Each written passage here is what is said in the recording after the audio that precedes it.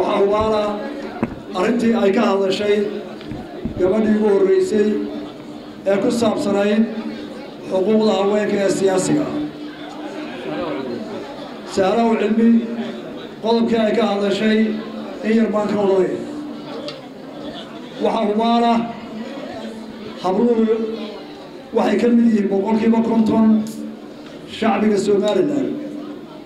haddii haweenku ka qayb gali waayaan talada dhismaha iyo horumarka dalkana oo laga reebana waxay loo yahay boqolkiiba 50 hawshii dalka laga qaban lahaa hadday yaantahay waxa kale oo ognahay bini'aadmiga abuuritaankiisa Ilaahay waa abuuray in dumarka loo abuuray wax dhisida xanaanaynta iyo wax dhaqida inta badan raggu biological dhismaha Ilaahay waa abuuray uu yahay damaaci wax weerar wax difaac iyo wax dumin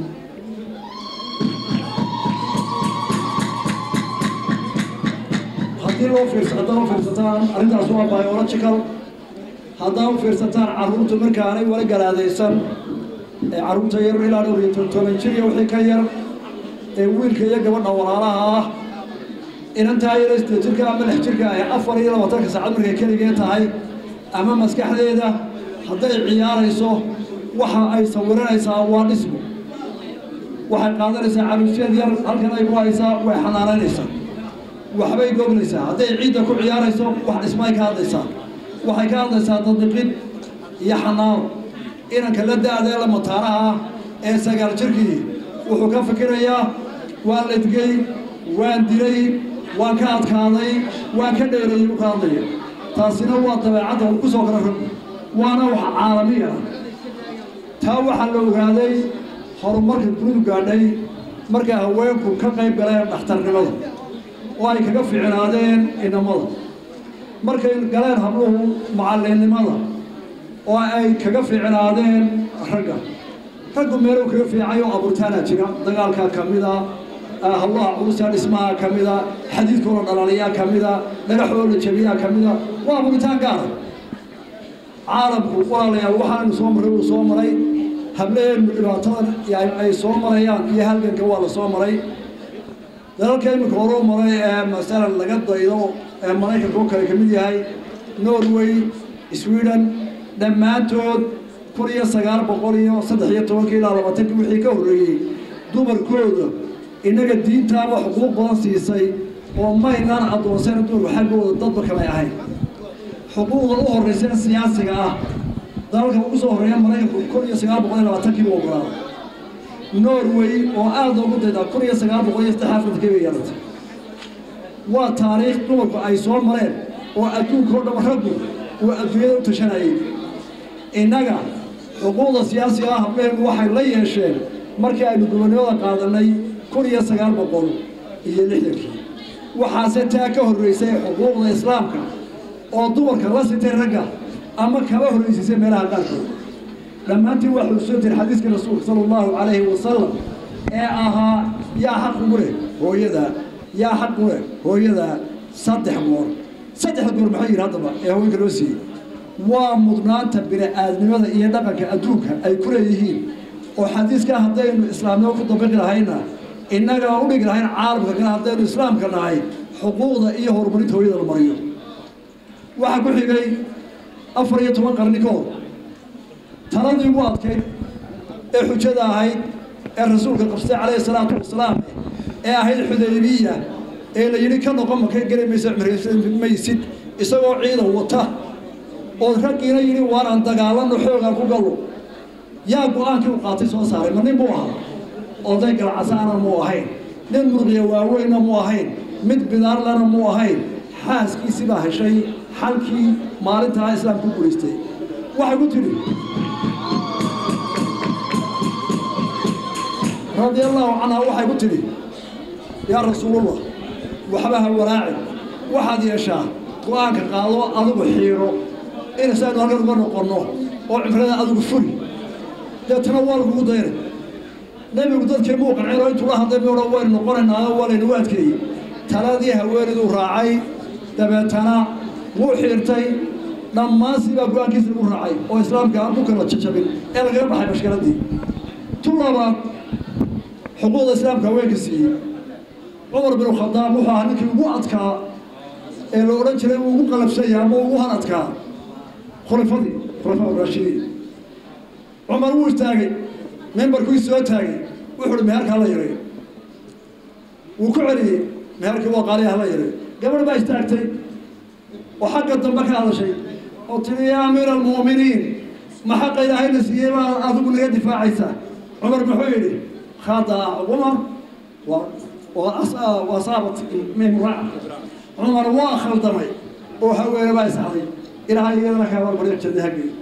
horta diin ahaana sidaasaynu doorka ugu horumarinay xuquuqda imikaynu waxa gabaynaa caalam kale ku igsanaynaga ugu horeynay hase yeeshee waxaynaan diidayn dhaqankeenna Soomaalidu inuu hablaha xuquuqdoodii ku gafay oo aanu siinin baynaan isla diidanayn maanta hawshu waxa weeye sababnu taa uga baxna sababnu dadkeena u dhacsiina war haweenku xuquuq inta ka badan beriye oo islaamku loo ogoliyay marnaba siinayna xuquuqda wax islaamka oo shariicada islaamka ku fiirino لكن حقوق الإسلام كسية أهين إلى وحكاميان إلى تربيحيان إلى قيمته القاطان أي نودو ذنا إلى هرم ولا لا أدو كل ما تحكموا معي مثلا عالم كمان توحى لو شيء زين أو قرين كي يوروب يوم أمريكا ده حرب وحمو عرنا أي كم خاتيه بقول كي والله باتن إلا صدق نقالها أمضة كستا أمريكا كسومالي لان عيد كستا dhaqaalaha ummadu iyo hantida ay leedahay soo gala sanadkii inuu yahay hawsha ay doorka guriga ku qabtaan meel kasta ay joogaanba oo aan mushaara iyo xuquuq kale lagu siiyo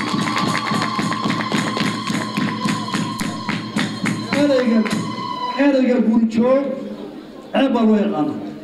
marka hablaha baasaboorka iyo nashada lagu qorayo la shaqada waa maxay in badan baa ka xashado gurijoog waxa loo hubaalay boqolkiiba 30 dhaqaalaha wadanka hawla sanadkii soo gala inay qabtaan guri joogta hablaha oo ah hablaha guriyaha ka shaqeeya ama gurigaas hadda loo qoyskooda ha ahaado ama u shaqeeyana magacyaal liita aanu bixino oo xuquuqdooda ku ciyaareen bal guri aan inta maalintii laga qabto oo aan mushaara laga siinin oo aan la xisaabin bal idinku wada u fiirsado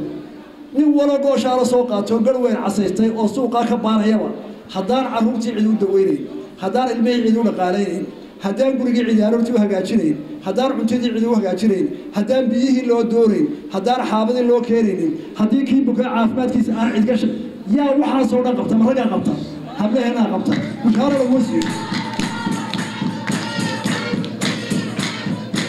maanta caalamku wuxuu isweydiinayaa awoodda iyo dhaqaalaha ka soo baxa gurjoogta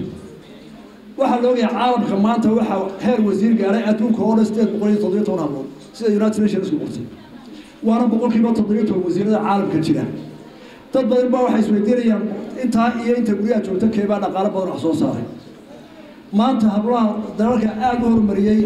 adduunyada in badan bajeeraysa waxa ka mid ah Rwanda iyo dhowr iyo 10 oo kale oo boqolkiiba 30 ama 40 baarlamaankooda ka dhigay nasiib darro Soomaaliland halkaa way ka rartaado dhammaan haddaynu nahay Soomaaliland raggeedii iyo siyaasiyiinteedii iyo aqoonyahankeedii halkaa ceeb baa inaga asatiya gif waayo maanta baarlamaankeenna oo 124 ah waxaa ku jirta gawdha taasi ceeb bay ku tahay Soomaaliland waa raggeed maanta wasiiradeena oo lixdanka ku dhow saddex baa soo dhex fadhiista taasina waa cadaalad darro iyo gif ku jira dhammaanteen tawalada waa dhisan waxaan doonaynaa xisbiga kulmiye inuu siiyo hablaha xuquuqdooda oo ku salaysan shariicada islaamka maxaa shariicada islaamka u daba dhigayaa marka la xuquuqda la siiyo micno badan bay leedahay diimo badan baa mid loo sii xusiya siyaabo badan bay u xiyacaan waxaynu aaminsanoo garanaynaa shariicada islaamka meel ka saxsan oo raacay aan jirin iyana dumarkii xuquuqda way uga shahay inay baarlamaanka galaan way uga shahay inay taladii keenaan way uga shahay inay hawlahooda horgalka noqdaan bay uga shahay waxaynu u baahan inuu shariicadeena ku fulo siyaasadda intaa waxaa kaga jawaabayaa gabadhii halkan ka hadashay xuquuqda haweenka si qodobkeeda hal qodob baa ayaan raacinaya inkastoo goorda ma tagan hada ninkii ahaa wariyaha hayna ayaa halkan wuxuu soo qaaday inay u baahan inaynu tafsiirkiisa isla garan wuxuu dad badan oo siyaasiyiin أيام مركز أول كان دير حقوقه وحي الأعضاء أسلم بين قويسان هسا قاضي ولا قويستا وحاصلي وحلا منه horta waxaa la sidraa dadka badankiisu ma akhriyo dastuurka heshiisku maahay dastuurka Soomaaliland waxaa ka horeeyay baalkii xeerkii axad qarameedkii lagu ansixiyay boorame lagu ansixiyay iskuulka Cali Jawhar xeer hoosaadka ololihiisa iyo loobigiisa iyo habeenlakaalkiisu boorame lagu dhameeyay haddaba nin kale boorama lagu dulmeeyaa dastuurka iyo Soomaaliland ma cid waxa ku leedahay miya dhici kartaa magaalada xeerka samaysan ilaa xeerka lagu dulmeeyaa tu kala daraya walaalayaal dagaaladii dhacay ee afweeno soo tahay asal ka mid ahayd waxaan doonayaa halkan wixii laga hadlay 1999 markii xeerka la sameeyay doodii hubeerka ah oo ka dhacay dhalinyarada aan ogeyn iyo ragga jaamiciinta ka warhaynin iyo kuwa kale dhaga halayna u fasiro waxay ahayd doodii hore waxa dhacday waxay ahayd gobolada soo ragii ka joogay oo cali khaliif ka maanta gudoomiyaha shaqada khaatuu ka mid yahay oo xaabsay ka mid yahay oo ninkii la oran jiray Allah naxariistay fagana ka mid yahay oo gaar Cabdi ka mid yahay iyo ragii halka joogay oo ahraamta qoladii la oran jiray ahraamta boorada ay ka mid yihiin oo inta Allah naxariistay wadaasha garanaysa oo professional ka mid yihiin iyo asal markaad baa foodaystay laba su'aal baan isweydiiyay oo maxay ku midoobaynaa ma waxa doonaysaa inanka asal ma noqdo mujaahid geesi ah oo taalo loo dhiso la amaano oo dhaawiciisa la xanaaneeyo kii boorame horyaal ahaana uu noqdo faqash la dilay oo nahayn ixtiraam aan lahayn ma waxa doonaysaa kii asal inuu noqdo helo kii darwiish ahay la saaro daafacayna uu noqdo faqash oo aan xuquuqeeyo jawaabtii aan bixinaa bishiga kamid ah guddi joogtay ragga maanta nool aan filayo inay rigi joogeen Cabdiraxmaan Cali waa kamid ah Sheekh Cabdulaahi waa kamid ah ragga xusuusan karo Cabdiraxmaan gaagaal wuuri ragga ugu doonka waxa kamid ah intii waa wasiirka wasiirka ahaayeen garan laakiin waa wadalka uu mari Cabdulaahi daan habanay xogeentii waxaan ku jawaabnay waxaan loo qeybiyay Allah raxaanayay waxaan ku jawaabnay waan soo tashanay waxaan ku leeyahay markaan istileynay haddii horyaal iyo asal isku yimaadeen ma inaga iskaaru sidoo wax ka tirsanayay mise waa la isku keendiray jawaabtu waxa soo xidhan la isku keendiray oo dawladda daarkeeda faqashta isku dishay waayo annaga waxaan la yiri xorriyadii aad haysan lahaydeen iyo dalkii aad sii lahaydeen waxa ka soo horeeya oo dilay raacdo dabeetana waxaan soo qaadanay anagoo sasano raacdo cad oo haysan kii awdal joogay wuxuu ma aniga ayaa dalkayga lagu soo duulaa oo carruurtayda iyo dumarkayga guriyahayga asal maleynaysa saaxiibada iskalaas ka baahan bas dareenka dhacay kamid ah inta qarsha kamid ah loo xariistay oo si gaar ah loo wado maxaa soo baxay inta qarsha loo xariistay waa hiro waa geesi qaran maanta uu taalan oo soo istaagay waayo wuxuu badbaadinay qayb kamid ah Soomaaliland oo si qalada iyo colaad aan u ahayn oo ay kala soo keenay sida anugu aan ugu weerarno ahayn ree awdal iyo reer ascaarood ee rajin daalina oo dadku dhaleeyay aan u soo weeraray laakiin qaladka dhacay awgeed waa dhacday adduunkooda kala ascaarada la mid buu maxaa la yeelay marka waxaanu go'aansanay oo dastuurkeena ku qoran oo axad qarameed ku qoran horyaal wixii ka dhintayna waa geesiyaal qaran bay ahayd oo badbaadinaya qayb ka mid ah Soomaaliland kuwa la ascaarada la mid baahayn waa isku xuquuq aslan iyo horyaal iyo darwiish meel xuquuqdooda u kala fadilay xeerka akhri horbaca dastuurka qaranka Soomaaliland waa kii axad qarameedka akhri halka soo bilaabayo ka ugu dambeeya waa asal marka soo halkeedii soo bilaabay soo sidaas lagu dhisay qarannimada oo loogu noqday hoolkii Sheekh Cali Jawhar iyadoo la leeyahay waxaan ka simannahay dad siman oo isku xuquuqa iyaguna aan isweerarin la isku dilay maanta ka tiraysa wixii dhexmaray bogsiinaya dhaawacooda agoontooda iyo kale dhintay ay isku xuquuq yihiin halka laga keenay aslan baa cid iyadoo hiro ka cid kale ku weysanaysa waa cid aan warhaynin dastuurkana ka been sheegaysa shirkii boorna ka been sheegaysa le maanta waana la joogaa wixii waa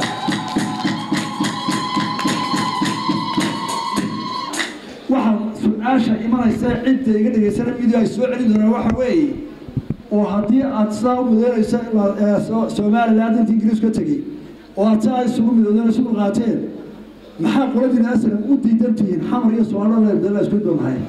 maxaa Soomaalidiisan xawlabday taana waxaan doonayaa joogtay haddaan nahay reer Somaliland oo dhan ma diidanin in caalamku midoobo oo dawladaha geeska Afrika midoobaan marka hore waxa la isku hayaa sidee loo midoobaa haddii markii asal tibada ay tiraahdaa Iiraan midoobin awdalay aynagoon xuquuq siman lahayn oo isku mid ah dee ma yeeleen soo lama yeeshaan haddaan la odhanay dhulkan wadana laa xuquuq siman baynu leeyahay dabeetana inagoo isku mid ah wax wadhisanayna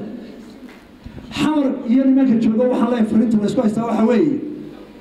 waxay Afrika oo dhan ku dhisan tahay ee dawladaha 54 ah ee Afrika ku dhisan yihiin xuquuqdooda iyo sharciyada ee adduunyada ku dhisan tahay dagaalkii labaad ee adduunka markii la soo nabadda la saxay lagu dhisay jimciyada quruumaha ka dhaxaysa ee la yiri saa dagaal ku dhamaaday adduunka xuduudiisu ha ahaadeen ayaanu haddaan nahay Somaliland ku doodeynaa oo ah inagoo ah Somaliland protectorate oo 26 qaatay xorriyadooda oo qaran ah iyo idinkoo ah Italian territory oo koodii July qaatay oo laba qaran ah oo sibaro istictaabsan aynu midoobi karnaa ma gaarayna qaro kuna wadana qarantii dhexdii ee ahaa walaalo Soomaali waa jecelahay biduun oo shalay waa qaada oo ku dhigtay aaminaada waa ku khatarano ma yeelino mid kale ma aqbalayno gobol baati kamida Soomaali war ictiraafsay kaalay taana yeerimayno qarankii Soomaaliland baana oo doonaya dowladda shanta cidii meelaha Soomaaliyeed midowdo oo hadii geeska Afrika midowday ka koowa oo waan noqonahay in geeska Afrika sida Mareykanka Afrika midowdo oo Soomaali midowdo laakiin xuquuqdeed waxaan khaato ay sameeyo Yurub iyo dowladda oo boqol sano istishay oo iskadeeday waxay dan moodeen yeeshaan iyagoo dowladda hoos siman oo mid walba ka kala xuquuqdiisa equal meel siman lagu wada marayo waxaan diidanay waxa weeye dowladda ma soo noqon Somaliland baan nahay qaran baan nahay waan isku tashanay walaalayaal idinkoo Somaliland territory iyo xeerkii Afrika ku soo raacaya ay baan u sheegaynaa saaxiibadayda ka ragga Somaliland ee aqoonyahanka ee xabarka tiraya waxaan leenahay bal qodobka soo jawaaba. Wassalaamu calaykum wa rahmatullahi wa barakatuh.